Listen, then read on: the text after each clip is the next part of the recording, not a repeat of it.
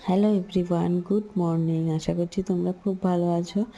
আমার একটু ঠান্ডা লেগেছে, তো চলো আজকে মেনু হলো বেগুন ভাজা, কুমড়ো ভাজা, পটল আলুর তরকারি আর মাছ দিয়ে আলু আলু দিয়ে ঝাল করব। তো আমি একটা তোমাদের কাছে শেয়ার করি একটা জিনিস। আমার শাশুড়ি কিন্তু আলাদা খাচ্ছে, তার মানে কি আমাদের ঝগড়া হয়েছে? তো চলো সেটা পরে বলছি। এই যে শাশুড়ি আমি জানো তো এই 1 মাস রান্না করতে করতে বোধহয় আমি রান্নাটা শিখেই গেছি প্রায়।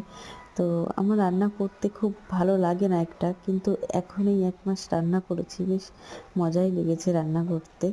অসুবিধা কিছু লাগছে না। এখান থেকে আমি আমার শাশুড়ির কাছ থেকে লঙ্কা চুরি করে নিয়ে চলে যাচ্ছি, দেখতে পাচ্ছ এই আমি যেখানে করি। আর এইটা মিশো থেকে কিনেছি, সেটাই তোমাদের সাথে শেয়ার করলাম। কেমন লাগছে আমার মশলার কোটোটা অবশ্যই কমেন্ট সেকশনে জানিও। আর আমার শাশুড়ি না মানে আলাদা খাচ্ছে না, বা আমার সাথে কোনো ঝগড়া হয়নি। দামোদর মাস করছে তো কার্তিক মাসে, তাই জন্য আমার শাশুড়ি পুরোপুরি আলাদা। নিরামিষ বাসন, নিরামিষ হাঁড়ি কড়াই সবেতেই। তা দেখছি এখানে আমার শাশুড়ি এখন রান্না করতে স্টার্ট করে দিয়েছে। আজকে আমার শাশুড়ির এখানে মেনু হলো পেঁপে সিদ্ধ, আলু সেদ্ধ আর গাটি আলু কচু। এখানে আমার শাশুড়ি চাচাটা